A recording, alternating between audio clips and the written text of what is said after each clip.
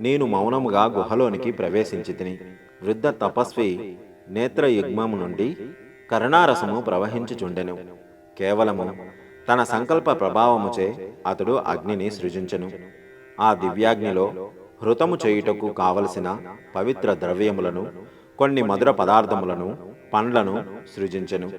వైదిక మంత్రోచ్చారణ చేయుచు అతడు ఆ పదార్థములను ఆ దివ్యాగ్నిలో హుతము చేసెను.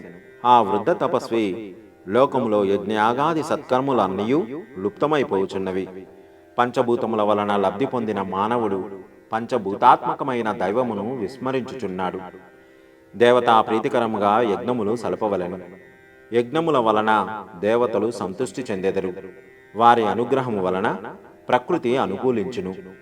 ప్రకృతిలోని ఏ శక్తి విజృంభించినను మానవుడు మనజాలడు. ప్రకృతి శక్తులను శాంతింపజేయకున్నా అరిష్టములు సంభవించును. మానవుడు ధర్మ మార్గమును విడనాడిన ఎడల ప్రకృతి శక్తుల వలన ఉపద్రవములు కలుగుచుండును. లోకహితార్థము నేను ఈ యజ్ఞమును చేసి తిని. యజనమనగా కలయిక.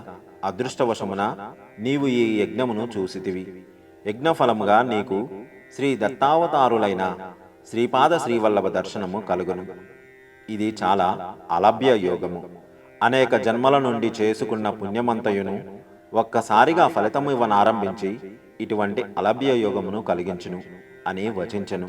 నేను ఆ మహాపురుషునికి నమస్కరించి, సిద్ధవరేణ్య, నేను పండితుడను గాను, యోగిని గాను, సాధకుడను గాను, అల్పజ్ఞుడను.